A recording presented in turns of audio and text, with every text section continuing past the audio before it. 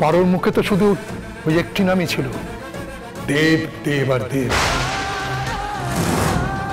মুখে অন্য কোনো কথা নেই, শুধু একটি নাম। গত নভেম্বর থেকেও দীপ কোমায় ছিল। কোমা থেকে ফিরে আসার পরে ও নিজের আর দেবের নাম ছাড়া কিছুই বলতো না।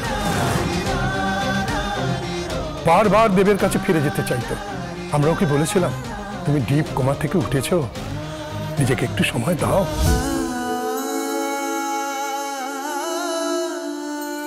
আমাকে আমাকে এবার আসতে হবে গুরুদেব, অনুমতি দিন। অবশ্যই। তবে পারো কেমন থাকে না থাকে আমাদের খবর দেবেন। আসি তাহলে। ঈশ্বর সবার মঙ্গল করুন। আমাকে পারোর কাছে ফিরতেই হবে।